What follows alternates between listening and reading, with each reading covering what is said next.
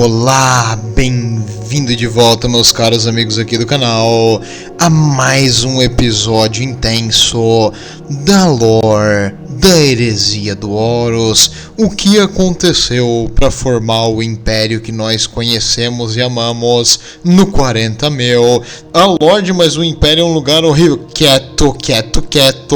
O império é maravilhoso, o império tá nos nossos corações. E da onde surgiu esse destino terrível para a humanidade é o que nós vamos ver nos livros da Heresia do Horus. Até um dos ouvintes aqui do canal pediu para eu falar de outros assuntos e não da Heresia do Horus, mas é porque isso aqui é meio que a base, o world building do que vem depois. As coisas que acontecem aqui meio que vão trazer e fazer sentido no que vem mais pra frente. Por isso, acho que o legal é começar do começo, e como é uma série realmente muito boa, decidi continuar aqui a Heresia do Horus e também explicar algumas coisas que vão acontecer mais pra frente, que tem origem aqui. Muito bem, e outro adendo, antes de começar a história, acho que se eu não me engano é o 6º livro, que é o Descent of Angels. Veja Fulgrim antes de ver esse aqui. E agora eu preciso falar, eu não curto os Dark Angels. Por que, Lorde? Por que tu não gosta dos Dark Angels? Muito simples, meu pequeno gafanhoto. Eu não gosto dos Dark Angels porque eu não gosto de coisas roubadas. Eu não gosto de nada que é tipo super poderoso, super fodão, nunca erra. Eu acho chato. Mas os Dark Angel erraram. Não, é porque o cara que fez eles era tão sachão, que ele queria um Dark Angel. Lê a lista. E ele também queria jogar de Dark Angel quando jogava do Caos, porque ele não queria jogar de outra coisa. Cara, que cara chato que inventou isso aqui. Então, porque a história inteira é pra justificar um jogo de mesa. Então, saiba apenas que eu não curto, eu não acho legal nem as histórias, nem a pegada, nem o esquema de cor e tudo mais relacionado ao Lion. Por isso, eu às vezes vou dar uma zoadinha com o nosso garoto da Johnson & Johnson, e de vez em quando eu vou perder completamente respeito com ele, sim, e com os Dark Angels também.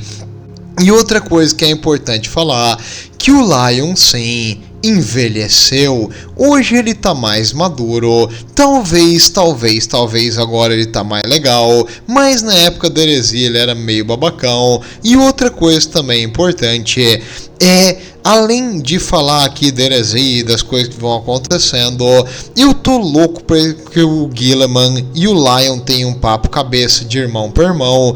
E eu soube hoje que mais um Primarca caótico foi liberado, foi confirmado pela Games Workshop em coisas oficiais, e ele está voltando. Já voltou o Fulgrim do Cobrão e vai vir mais um. Me diga aí se vocês têm interesse e talvez eu traga na próxima Lord News. Mas beleza, vamos começar então a história dos anjos. A descendência a descida dos anjos, acho que seria o termo mais correto em português. Esse livro, cara, ele conta a história pela visão do Zahariel, mas eu vou chegar nessa parte mais pra frente.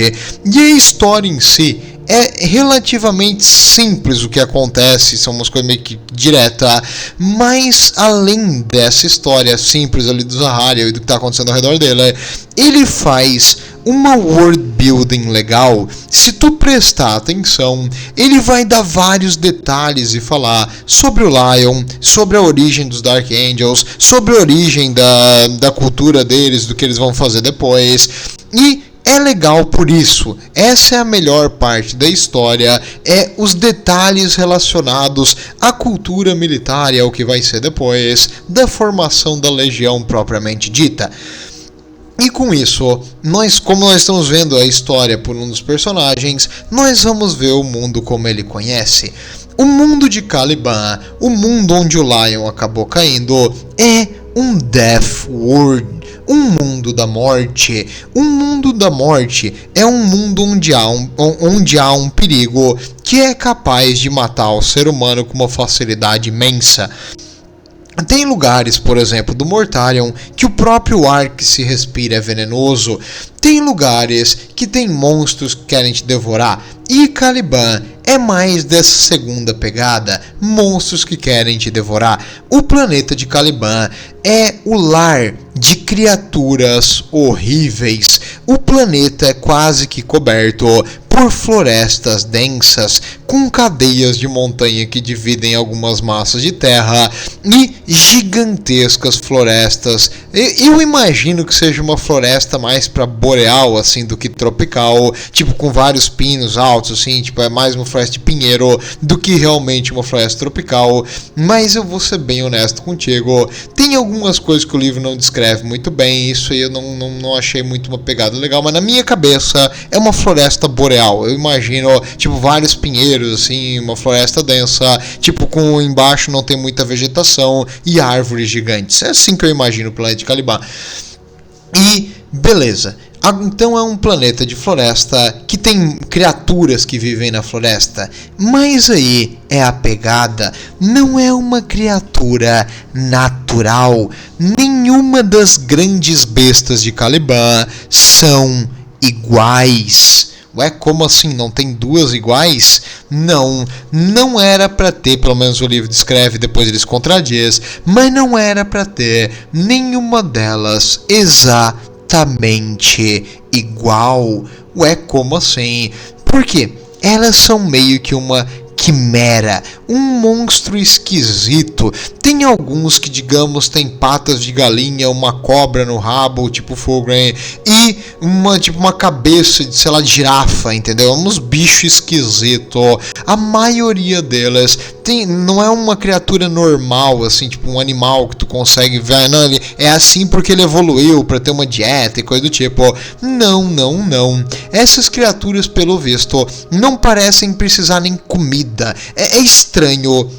E elas também não se reproduzem. No caso, não existe uma espécie dessas criaturas. Não tem um macho e uma fêmea. Não tem dois para se reproduzir. E na época, o pessoal aqui de Caliban não sabia, mas depois o Império estudou o DNA dessas criaturas e eles não detectaram nada relacionado a uma espécie ou uma coisa natural. Essas criaturas eram caóticas em natureza, ou seja, não eram criaturas normais, eram criaturas do caos. Nossa, então eles é um planeta caótico isso aqui? Aí que tá. Não. Essas criaturas eram formadas por energia do imaterial. É como se um espírito do imaterial, alguma coisa, possuísse um corpo de uma criatura normal e causasse mutações e aberrações na criatura e deixasse ela imensamente feroz. É mais ou menos isso que eram essas grandes bestas de Caliban. Existem várias discussões sobre a verdadeira origem delas, se elas são manufaturadas e criadas ou se elas vêm de alguns defeitos aqui do planeta, que eu também posso falar um pouquinho. Como é que funciona? Caliban meio que tem algumas vertentes de energia do imaterial, só que não é o mundo inteiro contaminado, é alguns pontos isolados, e nesses pontos isolados geralmente é onde a floresta é mais densa e geralmente é onde tem as criaturas mais perigosas. Então, quando um ser humano, sei lá por que razão, porque o ser humano é meio idiota, tá andando no meio de uma floresta, indo em direção a uma fonte de energia esquisita que ele nunca viu, uma criatura gigantesca com uma cabeça de crocodilo com 8 patas vai sair de uma árvore e vai devorar aquele ser humano. É mais ou menos isso que acontece nesse planeta. Essas criaturas de uma coisa meio que não natural protegem esses focos, esses pontos de energia caótica, mas o povo aqui não sabe disso. O povo aqui sabe que tem um bicho que come seres humanos, e bicho que come ser humano tem que morrer, né? Óbvio. Então, eles criaram, não vou dizer ordens, o livro fala como se fosse ordens de cavaleiros, pessoas que desde sempre, desde a infância, treinam para lutar e para ser um nobre defensor da humanidade, matando esses monstros gigantes. Nossa, então eles devem ter uma tecnologia absurda, né? Não tem. Devido às dificuldades ao isolamento e tudo mais, a população humana que regrediu e muito, eles conseguem fazer uma espécie de armadura de energia muito útil quando tu enfrenta uma criatura abominável como essas, e espadas motosserra e algumas armas de pistola. É como se fosse uma arma bolter, uma pistola bolter pequena. Algumas tu atira uma vez só e tem que recarregar, mas com um poder de fogo significativo. E essas armas tecnologicamente avançadas contrastam com uma sociedade medieval. O planeta vive tipo numa miséria, não é que é miséria assim de passar fome, mas é uma miséria de que tipo o ser humano luta para sobreviver num planeta que não é nem um pouco perdoável e que eles têm que trabalhar com ferramentas manuais, com enxada, ancinho e coisas assim, para trabalhar nos campos. De vez em quando uma criatura vem e mata um monte de gente, aí os cavaleiros têm que ir lá matar a criatura. É um negócio chato de lidar, mas o ser humano não consegue quebrar a floresta, porque toda vez que eles tentam explorar a floresta, uma dessas criaturas aparece para estragar a festa. E então as áreas de plantio e as áreas de sobrevivência não são tão grandes assim. Então existe os camponeses, o pessoal que trabalha e tenta sustentar a sociedade, e a classe de nobres e os guerreiros, que seria uma classe no meio. Por que é importante dizer isso? Porque geralmente só pode entrar para essas ordens de guerreiro quem é de descendência de uma família nobre. Se tu nasceu um camponês, lamento, tu não vai entrar. Aí entra a ordem que nós vamos conversar hoje. Qual é a ordem dos cavaleiros que nós vamos falar hoje? Deve ter um nome muito incrível e legal. A ordem dos cavaleiros se chama a Ordem... Não, tá me zoando. Não, é isso aí mesmo. A ordem de cavaleiros que nós vamos seguir tem o criativíssimo nome de A Ordem. Então quando alguém pergunta qual é a tua ordem, eles falam a ordem. Então, sim, qual é a tua ordem? A Ordem. E fica aquele tipo, cara, cadê meu carro? Sabe, cara legal, cara legal, cara legal. Mesma coisa. Que nome estúpido. Criatividade zero. Mas é assim que eles se chamavam. E essa ordem especificamente, ela quebrava algumas tradições. Ué, como assim? A maioria das guildas aqui, dessas facções de cavaleiros, eles recrutavam apenas de descendência nobre. A ordem, por outro lado, era diferente. Eles recrutavam qualquer um que provasse ser merecedor de entrar para ela. Então, porque eu ia dizer para ordem, mas vai ficar muito repetitivo se eu falar ordem a cada segundo. Então, essa guilda de cavaleiros, só para não chamar disso aí de novo, porque eu tô nervoso com esse livro, eles então recrutavam pessoas humildes, camponeses, alguém ali que morava numa pequena cidade que produzia sapato. Não tem problema, cara. Tu quer ser um cavaleiro? Você já pensou em ser um cavaleiro hoje? Você quer ser seu próprio gerente? Vem cá, que a gente te ajuda. E como eles davam oportunidade igual para todo mundo, independente de sua origem, isso não pegou bem com o pessoal mais tradicionalista dessas guildas ali de cavaleiros. Uma outra ordem de cavaleiros declarou um confronto contra essa ordem esquisita, esse pessoal novato aí querendo fazer coisa diferente, e eles abriram uma guerra. Como é que funciona? Como Caliban tem essas bestas malignas e todas as ordens de cavaleiro são obrigadas e fazem votos de lealdade para proteger o ser humano contra as criaturas, então o principal objetivo deles é sempre será matar as criaturas do mal, depois brigar um com o outro. E as guerras entre cavaleiros geralmente seguem um código de honra, onde tu nunca mata uma outra ordem, por pior que seja o nome dela, porque eles são necessários para manter as populações humanas locais protegidos contra as criaturas. Portanto, as guerras geralmente são pequenos conflitos escamursas, onde morrem alguns, outros perdem, e quando um deles se rende, eles pedem clemência, e aí beleza, o vencedor é declarado e o cara que ganhou, ganhou. Mas aqui, quando eles foram atacados, essa ordem inovadorinha matou todo mundo. Cada cavaleiro da ordem rival foi exterminado e caçado. Não houve clemência, no mercy. E essa nova ordem agora botou na mesa, e era uma mamba negra, porque eu não posso falar aqui por causa da censura do YouTube, mas já sabe o que eu tô falando.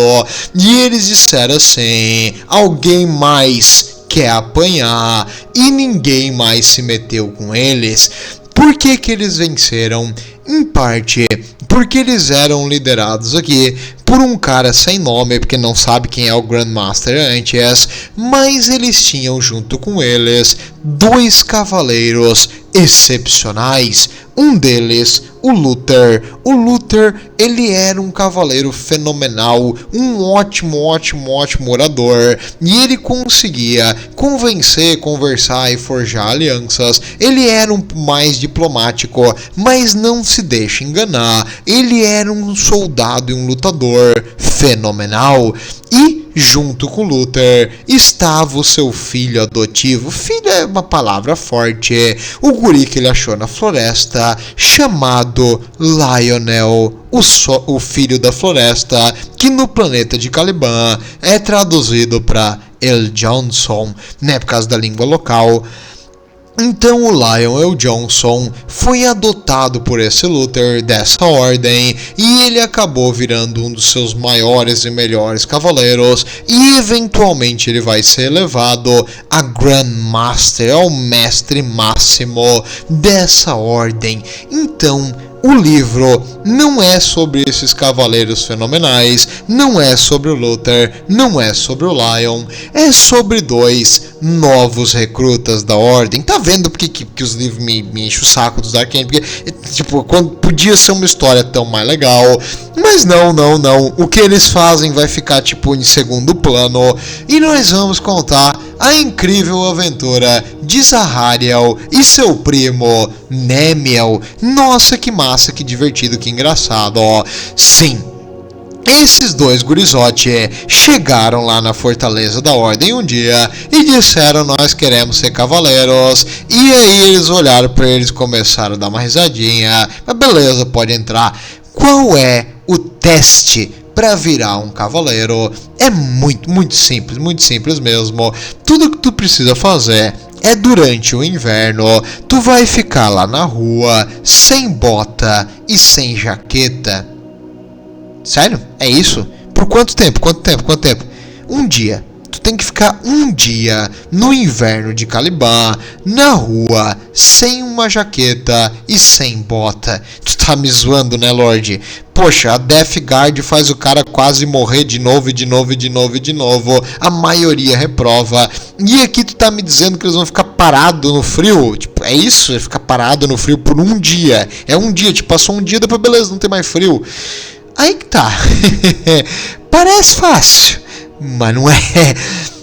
O inverno de Caliban é extremamente gelado, neva segundo o livro, então chega ali a uns menos 4 graus para bem menos que isso, dependente do frio, da chuva, da umidade e tudo mais. Chuva não, porque vai nevar, né? Mas quando tá neve é muito gelado. Não sei vocês aí no resto do Brasil, mas aqui no sul já bateu menos 1 e 0 grau. E cara, não é legal, não é nem um pouquinho legal. Nesses momentos eu tô tipo com uns 4, 5 casacos com ar quente ligado, e tipo tomando chocolate quente em casa com tudo fechado. E na rua, no vento, na neve, sem casaco, com o pé descalço. Ah! Normalmente tem um motivo porque que na Europa o pessoal se preocupava com as pessoas que tinham doença mental, que eram andarilho ou coisa assim, que quando eles saíam no inverno, porque eles morriam de hipotermia muito rápido, em grande quantidade. Então, aqui no Brasil a gente não tem muita noção do que é passar esse frio desgraçado. Aqui tipo o frio felizmente fica um dia, dois, depois vai embora, mas num local que neva deve ser infernal. E durante esse teste para entrar na ordem, as crianças que estão ali vão começar a receber visitas dos soldados ali mais veteranos, dos guardas, e vão dizer: bobagem isso aí, cara, tu já passou, nem te estressa, eles aceitam todo mundo, entra aí, vamos tomar um chocolate quente, pega o teu casaco de volta aqui, ó. E aí se tu pega o casaco e tu escuta o que o cara fala, tu perdeu. Tu foi reprovado. Eles vão vir, alguns vão te ridicularizar. Mas, cara, desiste. Tu é um bosta, tu quer ser um cavaleiro, tu é um nada, tu é um merda. Tu não aguenta, tu não consegue, sai disso aí. E outros vão vir assim, tomando um chocolate quente na tua frente, jogando no chão, ó, e dizendo: né, tu podia estar tomando, mas tu quer ficar aqui na rua. Tem outro lá dentro, é só ir buscar. Então vai ter uns que vão te zoar, vão ter uns que vão te fazer pressão, vão ter uns que vão te enganar. E os que te enganam, vou ser bem honesto, ó, é a pior, porque eles vêm assim dizer: não, cara, não precisa isso aí, tu já venceu, a gente sabe que tu é um dos melhores ali no teste físico, não precisa disso aqui, cara, pode entrar. E se tu vai nessa mentira, essa doce mentira, que parece exatamente o que tu quer escutar, depois de ficar 10 horas congelando, no frio, tremendo, teu pé, tipo, tu não tá nem sentindo, tu tá olhando pro teu pé, ele tá ficando azul, tipo, vai frostbite, que é tipo a lesão por frio ali, vai perdendo a pontinha do dedo. Qualquer coisa que venha dizer que tu não precisa mais passar aquilo ali, a maioria aceita e tem uma chance de rejeição enorme. Se eu não me lembro, é porque eu não me lembro muito bem agora exato dos detalhes mínimos do livro, mas se eu não me engano, dos 200 que estavam ali, acho que uns 8 conseguiram passar, a maioria reprovou. Então não é tão fácil quanto tu imagina aguentar o frio e o que o pessoal fica te falando no ouvido quando tu passa esse sofrimento. Mas o Zahariel conseguiu e o seu primo Nemiel também. O Zahariel e o Nemiel, até uma vantagem que eles têm é que um meio que não gosta do outro, não assim de ódio, mas meio que uma competição. Um quer se aparecer mais que o outro, um quer ser mais diva que o outro, então eles estão sempre ali tentando competir. Se tu consegue me empilhar 8 pedras, eu vou fazer 9. Se tu consegue carregar tantos quilos, eu vou carregar mais. Eles ficam brigando um com o outro o tempo todo. Mas é para se aparecer, é um querendo se aparecer mais que o outro, por isso que eles são perfeitos para os Dark Angels. E o Zahariel, depois de ter sido elevado, a história vai focar mais nele, tá? Vamos conversar mais sobre ele. O Zahariel, cara, ele começa a ter sonhos, meio que pesadelos recorrentes, mas eu vou falar um pouquinho mais desses sonhos um pouco mais pra frente. Primeiro nós vamos falar da história de quando ele entrou para virar um cavaleiro propriamente dito. Inicialmente ele entrou ali no teste inicial e virou tipo um aprendiz ali, um novato da ordem.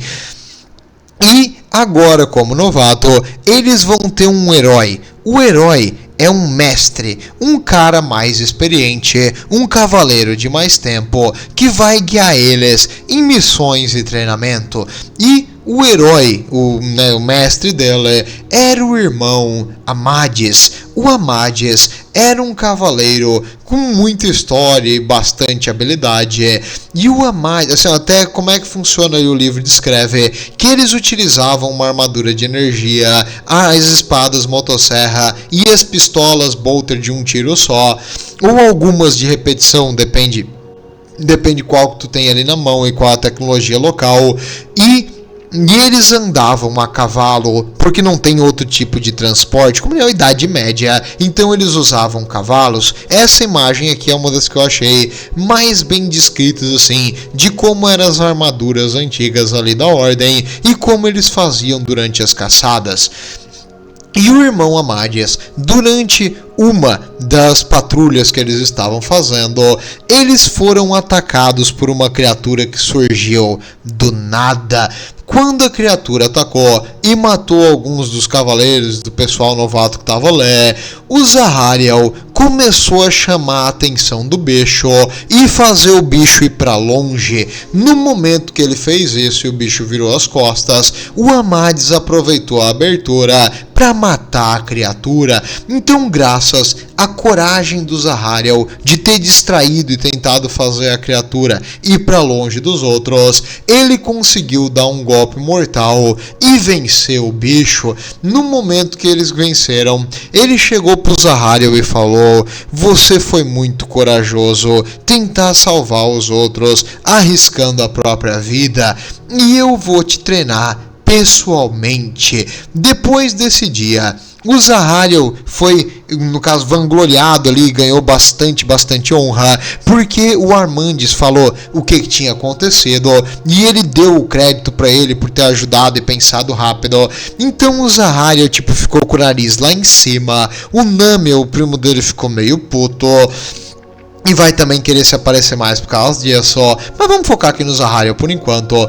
E o Zahariel ganhou, o título ali de, no caso agora, um cavaleiro oficial, e ele iria lutar e treinar com os outros. Ele era um dos irmãos junto com Amadias, e o Amadias pegou o Zahariel para treinar e cuidar, e ele virou o seu mentor barra pai. E tu sabe o que acontece com um mentor barra pai numa história de criação de super-herói? Sim, um dia ele foi chamado na sua cidade natal, o Amadias, porque a besta de Edriago é o nome da cidade, havia voltado. Uma criatura terrível que já atacou a cidade dele várias vezes, e essa criatura por mais de 200 anos, de vez em quando ela aparecia para trazer devastação, e ele pegou o cavalo sabendo da besta. Ele foi em direção à cidade para tentar salvar a população, e o Zahariel, sem saber o que estava acontecendo, estava ali esperando seu mestre voltar e ele não vinha.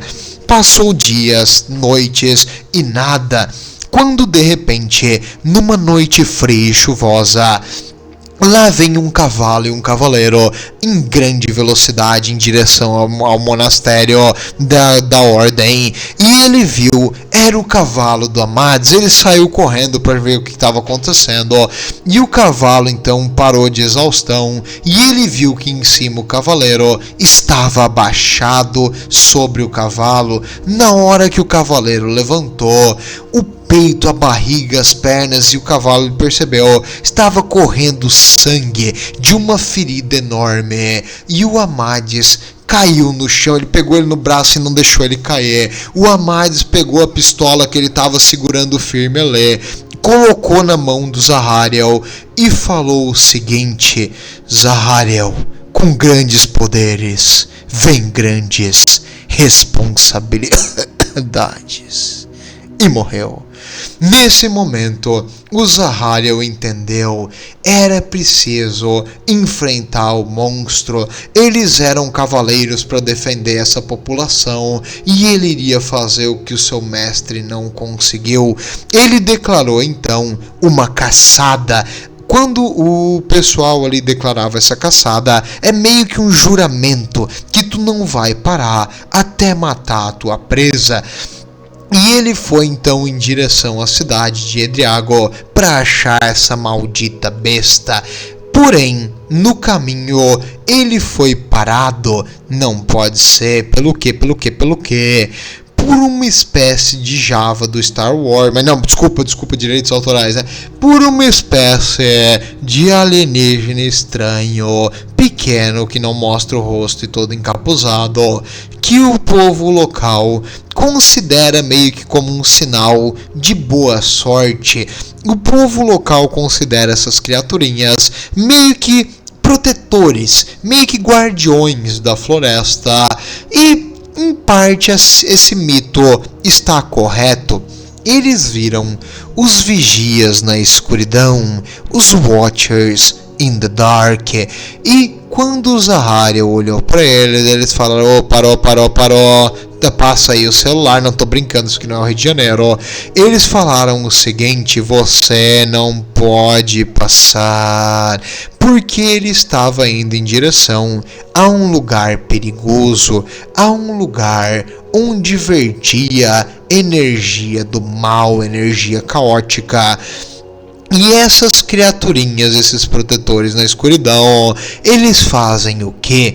Eles foram colocados aqui por uma cabal de elfos e alienígenas malvados que odeiam a humanidade. Sério, essa cabal odeia a humanidade. E eles colocaram essas criaturas aqui exatamente para impedir que a humanidade chegue em contato com essa energia caótica que existe no planeta de Caliban. Por que eles simplesmente não mataram todo mundo? Não sei, não é explicado. Provavelmente, por quê? Porque o ser humano aqui, estando nessa espécie medieval tal, eles acreditavam que eles nunca iam conseguir passar pelas bestas e finalmente chegar nessas energias malignas. Mesmo assim, eles deixaram esses vigias na escuridão para proteger esse local. E agora, o Zahariel, muito puto, tava deparando esses anãozinhos aqui, porque eles são minúsculos, são tudo muito pequeno, e alienígena ainda por cima, então respeito zero. E aqui ele falou o seguinte: o que vocês vão fazer? Vocês vão tentar me impedir? Eu vou matar esse bicho de qualquer jeito. E ele tentou andar pra frente, eles: não vai não. Eles levantaram a mão e foi pra trás. Ele ainda levou, ele pisou pra frente, eles: não vai não. Ele foi pra trás. O que tá acontecendo? Aí que tá. Esses bichos aqui, eles têm uma espécie de poder psíquico, mas não uma espécie de poder psíquico ofensivo, de tipo tu usar para destruir um inimigo ou explodir uma mente. Não, eles são mais uma criatura que impede um poder psíquico de se manifestar. É como se eles bloqueassem o poder psíquico e a energia do caos ao redor deles. Eles meio que defendem de caos, de magia, eles são um anti-magia. É meio que uma espécie que consegue neutralizar, não vou dizer absorver, mas sim nulificar a magia. E o Zahariel não sabia, mas ele é um psíquico, então essas criaturas têm um certo poder mais forte sobre ele, mas tudo bem. O Zahariel tá aqui, puto, e ele fala o seguinte: eu preciso vingar o meu mestre. A criatura matou alguém muito próximo para mim e eu jurei que eu vou matá-la. Depois disso, eu vou embora. Eu não tenho nenhum interesse de ficar nesse lugar. Eu só quero enfrentar esse monstro. E as criaturinhas perceberam que o que ele falava era a mais pura verdade. Eles então avisaram para ele que perigo incrível está ali na frente e você deve voltar, mas nós não vamos te impedir de realizar esse teu juramento.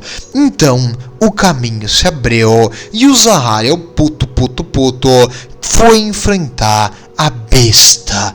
E lá ele viu, com dentes afiadíssimos, duas presas enormes, maiores que quase metade do seu corpo, maior que o seu tronco, uma besta gigante, um Calibanite Lion, um leão de Caliban. Essa criatura absurda é um monstro feroz, uma criatura horrível e agressiva. E incrivelmente, já teve outra igual essa que aqui estava enfrentando Zahariel, e a única vez que alguém conseguiu derrotar esse monstro foi o Lionel El'Jonson. Nenhum outro cavaleiro em toda a história das Ordens de Cavaleiros conseguiu derrotar essas criaturas, com exceção desse novo Sachãozinho que derrotou o monstrão. E aqui vem algumas coisas que o pessoal discute. Alguns acham que essas criaturas são feitas pelos próprios Watchers in the Dark para proteger essas regiões perigosas, e aí quando um morreu, eles fizeram outro. Outros acham que elas são meio que aquela energia maligna encarnando em criaturas, e aí os Watchers utilizam o seu poder para meio que transformar elas em uma coisa mais animalesca, e não para deixar tipo uma coisa do caos que quer só aumentar e crescer, e sim tipo como um animal que fica perambulando sem sentido, e eles meio que controlam onde esses bichos vão. Tem várias discussões de onde é que isso veio. Pessoalmente, eu acho que o autor errou. Por quê? Porque tem um monte de gente que escreve 40 mil para Games Workshop e às vezes dão umas bolas fora. Então o mesmo autor que diz que não tem dois desses bichos junto, não tem dois igual, também diz que ele matou um igual ao Lion, né? Então, né? Noob, burro, acho que foi o cara que se embabacou, mas e acredito que quando ele fez isso ele devia estar pensando, nossa, ia ser muito massa se o Zahariel fizesse uma coisa igual a do Lion, pra dizer que os dois estão tipo no mesmo nível, tá ligado? Deve ser isso que ele pensou quando ele fez essa história. Tudo bem, não sou, quem sou eu pra julgar uma história mal contada dos Dark Angel, que nem todas. E aí então ele enfrentou esse monstro gigante e agressivo. Quando o monstro atacou ele, tipo, ele caiu para trás, foi derrubado, e ele rapidamente se levantou e ficou em guarda. A criatura novamente o atacou, ele atirou na criatura com a pistola que ele recebeu, que era uma pistolinha de repetição. Ele atirou, o tiro ricocheteou na couraça blindada do monstro e não fez nada. E a criatura continuava vindo na sua direção, quando de repente o movimento da fera pareceu parar do nada. É como se a criatura estivesse se mexendo em câmera lenta e o Zahariel conseguiu desviar do ataque. Novamente, a criatura se virou contra ele e ele usou esse movimento em câmera lenta para desferir um golpe, mas não penetrava aquela couraça blindada do monstro. Novamente ele teve que desviar, mesmo agora com a vantagem da criatura estando mais lenta. A criatura então abaixou as patas da frente, puxou as de trás para baixo e deu um salto enorme, esticando suas gigantescas garras maiores que um antebraço e abrindo assim tipo as garras e a mandíbula na direção do Zahariel. Só que a criatura estava se mexendo em câmera lenta e o Zahariel então rapidamente se abaixou e enfiou a mão no peito da criatura na altura do coração, e quando ele fez isso, como se a criatura fosse feita de gás, ele atravessou a parede a pele da criatura, aquela couraça blindada que antes estava desviando até os tiros. Ele botou a arma para dentro do peito da criatura de um jeito incrível, nunca tinha visto isso acontecer, e ele puxou o gatilho dentro do bicho e tirou. No momento que ele fez isso, as coisas voltaram ao tempo real e a criatura explodiu de dentro para fora com um tiro de bolter. Não é um bolter igual ao dos Astartes Imperiais, mas é uma granada. O tiro deles aqui não deixa de ser uma granada. Então é como se tu botasse uma granada no coração do monstro e a criatura explodiu e morreu. Por que que isso aconteceu?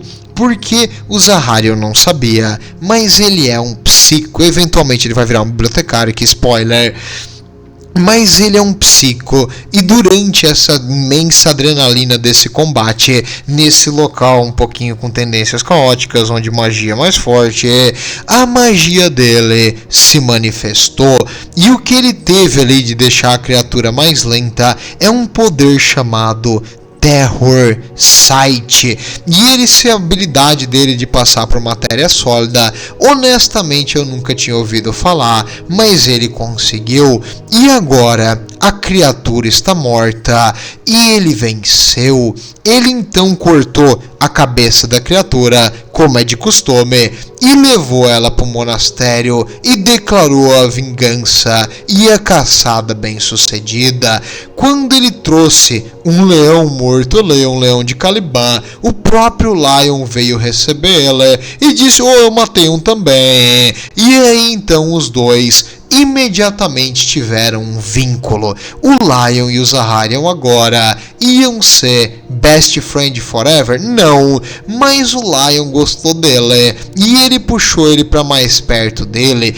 Então, um dos cavaleiros que mais passava tempo junto com o Lion era o Zaharion, e o Lion até mandou fazer uma espada especial para esse garoto novo, uma espada com a presa do leão, que foi chamada a Espada do Leão, dada pelo Lion para o Zaharion por ter matado um leão de Caliban. Então agora tu sabe que eu também não gosto da história dele, porque os nomes são imensamente repetitivos, e esse teminha de leão já tipo, deu, passou, vamos pra frente. Mas ok. E agora então eles tiveram esse contato. E aqui mostra algumas falas do Lion pro Zaharion. E com as falas demonstra o quanto o Lion é completamente tapado. Ué, como assim? O Lion, ele tem um problema. A parte, tipo, de carisma dele é zero. Tipo, ele não tem carisma nenhum, zero carisma. E ele não se toca e não entende as outras pessoas, ou tipo, se portar como as pessoas esperam que ele se porte. Ele não consegue entender isso, não entra na cabeça dele. Aquele esquema ali do pessoal fazendo as tradições, coisas assim. Quando alguém fala, tipo, entra num ouvido e sai pelo outro. E ele, tipo, dane-se, eu não falei isso. Tipo assim, aquele negócio ali de contratar, tipo, recrutar pessoas que não eram nobres. O pessoal tentou explicar pra ele. Lion, é porque assim, os guerreiros são selecionados por seus melhores guerreiros. Se a gente botar qualquer um, nós vamos diluir a genética dos guerreiros e fazer com que eles fiquem cada vez mais fracos. Eventualmente eles vão ser tão fracos que eles não vão conseguir parar as bestas. Por isso apenas os melhores são os nobres e os mais fortes se tornam guerreiros. O pessoal explicou isso aí pro Lion e o Lion entendeu, tipo... E o Lion falou, sim, você deve estar dizendo como eu tô certo. E ele simplesmente fez o que ele queria fazer, porque é o que ele faz. E aqui com o Zaharion, ele planejou uma caçada, um plano para exterminar todas aquelas criaturas de Caliban. E ele chegou assim pro Zaharion e ele meio que começou a conversar com ele dizendo, eu posso, né, cara, tipo, vai dar certo, né, Zaharion? E o Zaharion, tipo, um novato ali, recém-liderado cavaleiro, tipo... Imagina que o Lion, tipo, um cara gigantesco, de quase 3 metros, que todo mundo olha assim como um mestre, um genial, fodão. Chega pra, tipo, um gurizão ali de 21 anos e diz, cara, será que eu tô certo no fazer isso aqui? E o Zaharion fala, sim, senhor, você deve saber o que tá fazendo. E aí o Lion diz, não, mas eu tô fazendo isso aqui por ti, cara, é por ti, tá? Eu faço isso aqui por causa de vocês aí, ó, essa gurizada nova aí, vocês são o futuro de Caliban, eu faço isso aí por vocês, pra garantir o futuro de Caliban, entendeu? É por isso que eu tô fazendo. E aí o Zaharion, tá, né? E aí ele vai embora, o Lion vai embora. E aí, tipo, o Zaharion até pensa depois se, tipo, o Lion, né, é meio tapado, ele tem problema, mas ele pensa que não, o problema deve ser com ele. Tipo, isso acontece com várias pessoas que falam com o Lion. Todo mundo cria uma expectativa imensa dele, e ele é tipo desleixado, ele é meio tipo estúpido em algumas coisas. E aí, tipo, né, eu esperava mais. E aí eles acabam achando que não, eles que não entenderam. E que o Lion, tipo, não, deve ser realmente fodão, mas, né, tudo bem. Na questão social ele é muito ruinzinho. E aqui ele demonstrou uma certa insegurança, desconversa. É que parece que ele não sabe ler as pessoas. Ele não sabe, tipo, não é diplomático. Ele não consegue entender o que tu espera que ele se porte como. E às vezes ele dá umas bolas fora. Até porque ele foi criado sozinho. O Lion cresceu na floresta no meio dos monstros. E ele não teve contato com seres humanos assim por um tempão. Então talvez seja isso, ele não tem tipo meio que um norte, um tipo como ser, como agir, e ele só age fazendo o que ele quer, porque ele sempre fez o que ele quer desde a época da floresta. Então, né, tipo, tem isso. Então talvez ele seja tipo Conan o Bárbaro, sabe? Tipo, não vai dizer pro Conan o que fazer. Se botar uma ideia na cabeça, ele vai fazer. E ele tem a força pra botar, né, a justiça onde ela está, e que é na ponta da espada, e ele consegue resolver. Então o Lion tem esse defeito de não saber lidar muito bem com relações interpessoais e não ser diplomático, mas ok. E agora o Zahariel então virou pupilo, não pupilo, mas tipo o novo nome da vez no pessoal que estava em ascensão aqui na nova ordem, desculpa, a ordem. E agora o Lion estabeleceu um plano para acabar com todas as bestas. Ué, como assim? O Lion percebeu que o único jeito da população humana viver de forma tranquila nesse planeta era eliminando essa ameaça. Com isso, ele precisaria da cooperação das outras guildas de cavaleiro ali. E aí ele chamou os outros cavaleiros mestres e os chefes de cada um, os Grandmasters das outras ordens. E aí eles chegaram lá e o Lion falou: é o seguinte, esses monstros são um problema, né? Aí todo mundo, sim, os monstros são um problema. E o Lion falou, então vamos matar todo mundo. Nós vamos acabar com todos os monstros e resolver o problema. E aí todo mundo tipo, cara, se desse pra matar todos, a gente já tinha matado. Não dá, elas voltam. E o Lion falou, me dê 4 anos que eu resolvo. E ele então decidiu e fez um plano, separou as áreas, explicou ali pro pessoal bem rapidinho, ó, como onde é que eles iriam ir e o que eles tinham que fazer e que eles deveriam caçar o tempo todo até matar todas as criaturas de cada área. E eles iriam lentamente varrendo até limpar o planeta inteiro. Então tudo que ele pediu pro pessoal fazer numa idade feudal era ir numa guerra total e caçar as criaturas em todos os pontos no mundo inteiro por alguns anos e resolver o problema de uma vez por todas. Não vai dar certo, não vai dar certo, Lion, que plano idiota. Mas o Luther, felizmente, explicou pra ele, calma galera, é o seguinte, não é pra se matar, nós vamos caçar os bichos, marcar onde é que eles estão, nós vamos cooperar um com o outro, se vocês tiverem baixas, recuperem as forças, depois façam. O Luther, ele meio que trabalhou por baixo dos panos, porque o Lion, ele é estúpido, ele falou, vai ser assim, quem não for eu vou matar, e o Luther falou, vai embora lá, deixa que eu resolvo. E o Luther, extremamente mais diplomático e cabeça, e entende as outras pessoas e as tradições aqui do planeta, fez várias concessões, promessas e coisas assim, para meio que deixar o acordo mais legal e fazer todo mundo entrar a bordo desse esquema, porque assim, nós vamos dominar essa área aqui, não vai ter mais bestas, então a ordem de vocês que participou disso aqui, nada mais justo e sagrado que esse território seja de vocês, então vocês vão aumentar o seu território. Ele começou a trabalhar na mente humana e o Luther usou a psicologia, né, que o Lion não entende muito, para tentar guiar esse pessoal para lutar juntos e unidos. E graças a isso deu certo. E o plano do Lion começou uma enorme, gigantesca mobilização para caçar os monstros no mundo inteiro e lentamente ir cercando a área onde esses monstros estavam até não ter mais nenhum.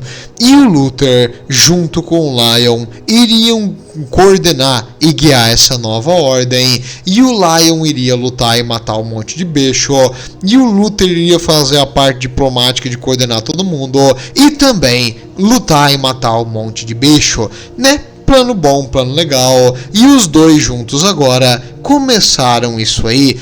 E incrivelmente, apesar de todo mundo dizendo que não ia dar certo, começou a dar certo. Olha só, quem é que imaginar que para exterminar uma ameaça monstruosa era só matar todos os monstros. Então aqui, eles começaram a eliminar as criaturas e as criaturas não voltavam mais e começou a dar certo e a área das criaturas cada vez ficava menor e como eles se mexiam e atacavam e lutavam em coordenação, se alguém se feria ele era retirado, se uma ordem tinha baixas trocava por outra e assim por diante, e a pressão nas criaturas começou a ficar muito intensa e as criaturas começaram a realmente virar mito, ficar desaparecendo, mas não levou o período que o Lion prometeu, levou em torno de 10 anos, demorou um pouco mais, mas pelo menos eles não se mataram no processo, então, vantagens. E por que demorou um pouco mais? Como eu disse, essas criaturas não se reproduzem, elas aparecem, então elas são uma coisa caótica, uma coisa imaterial. Então às vezes, tu matava uma, depois de uns anos elas podem voltar. Por isso era necessário vigia, proteção e cuidar na floresta. E assim, com todos eles trabalhando junto, eles começaram a garantir que essas criaturas não aparecessem de novo e exterminar as que apareciam de novo, até finalmente chegar no último região de caçada. O extremo norte do planeta era um local controlado e território de uma das ordens de cavaleiro muito tradicional, chamada Cavaleiros de Lupus. Os Cavaleiros de Lupus, eles ficavam aqui nessa região do norte e eles se recusaram a fazer essa grande caçada junto com o Lion. E o Lion ficou meio ressentido com isso. E eles fizeram algumas concessões, mas eles tinham um território que não era para ultrapassar. E o Lion ultrapassou para matar um bicho. E eles disseram, cara, tu passou o meu território. Ele mandou um dedo no meio. E aí é guerra. E assim, esses cavaleiros então eram contrários ao extermínio de todas as bestas. Ué, peraí. Eu não falei que esses cavaleiros, o objetivo deles não era matar as bestas? Sim. Então por que uma ordem de cavaleiros está protegendo as bestas? Aí que tá. Isso provavelmente é uma coisa que eles receberam há muitos anos, e assim como a tecnologia aqui no planeta se perdeu, eles também devem ter distorcido o que aconteceu, mas eles sabiam que as bestas protegiam o planeta. No caso, provavelmente os primeiros humanos que moravam aqui sabiam que aquelas bestas eram para impedir da entrada ali do pessoal nessas regiões perigosas com energia corruptível do caos. Mas, com o passar dos anos, o conhecimento disso aí foi se perdendo e eles provavelmente começaram a achar que as bestas, protegem o equilíbrio do planeta. Uma forma mais simples de entender, e eles acabaram mudando aquele conhecimento de verdade para um conhecimento mais mistificado. De um jeito ou de outro, eles aqui começaram a fazer o contrário do Lion, caçar as bestas, mas não para matar, e sim aprisionar e manter protegidas na sua fortaleza no norte. Quando o Lion descobriu isso aí, na verdade o Zahariel descobriu isso aí numa missão de escolta, e agora ele passou a notícia pro Lion, era guerra total, não tinha mais desculpa para esses caras viver, porque eles, além de não participar da grande caçada, eles ainda estão tentando acabar com a nossa grande caçada e proteger os monstros. Jamais isso aí vai ser perdoado. E alguns podem também dizer, eles estavam pensando em controlar os monstros, usar eles em batalha ou coisa do tipo.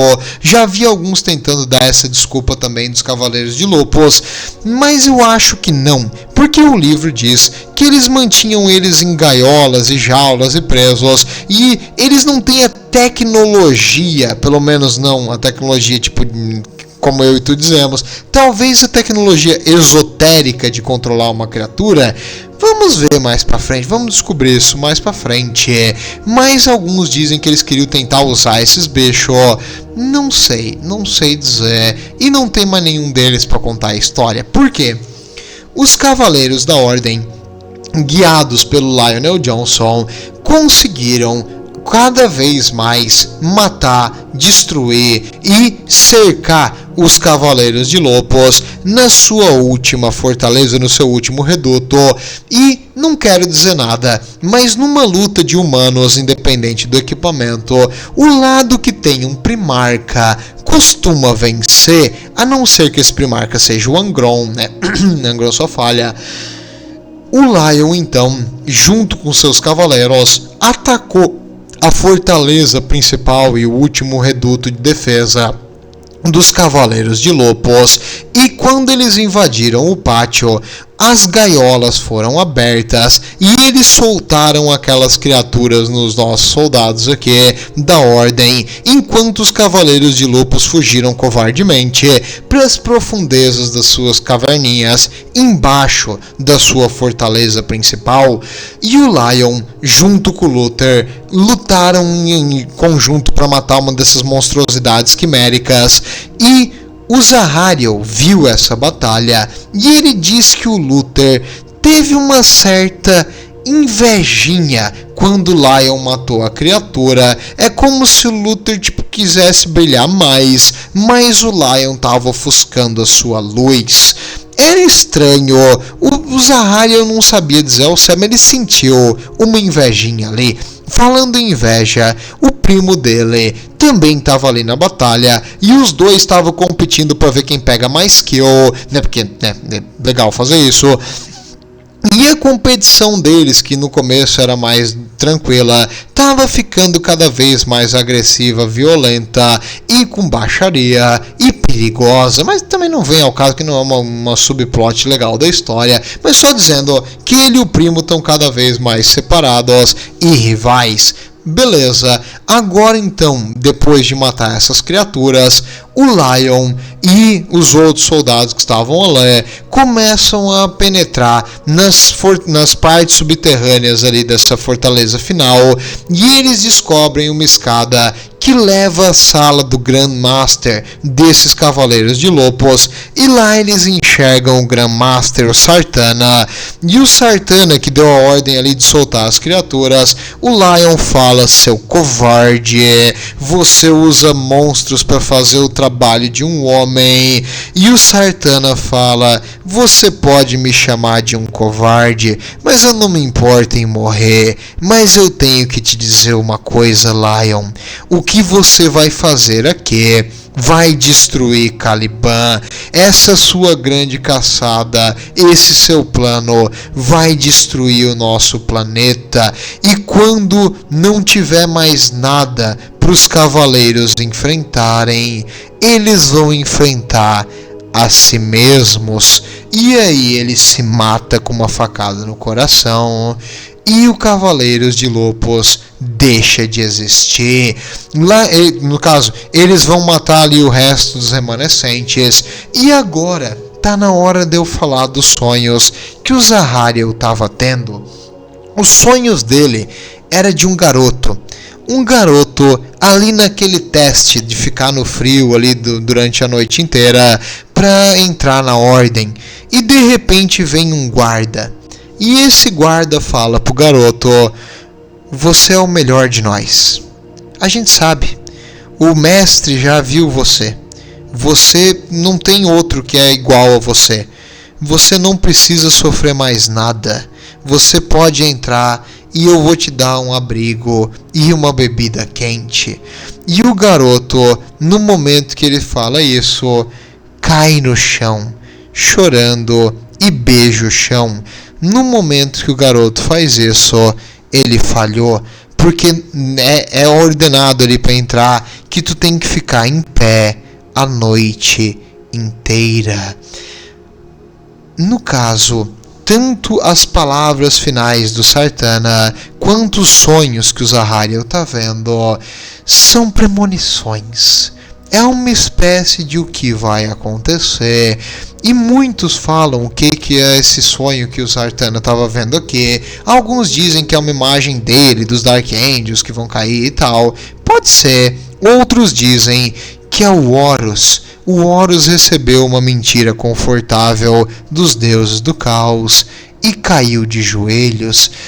Difícil a gente saber ao certo. Me diga aí o que você acha. Ah, outro adendo.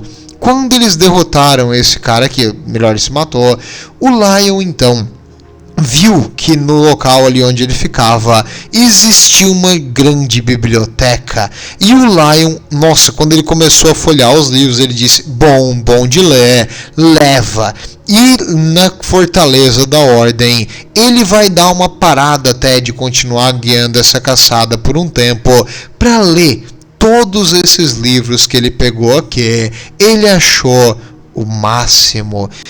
Não vou dizer muita coisa sobre esses livros, mas apenas saibam que eles têm uma certa tendência caótica. Vejo vocês no próximo capítulo, onde nós vamos continuar o livro A Queda dos Anjos.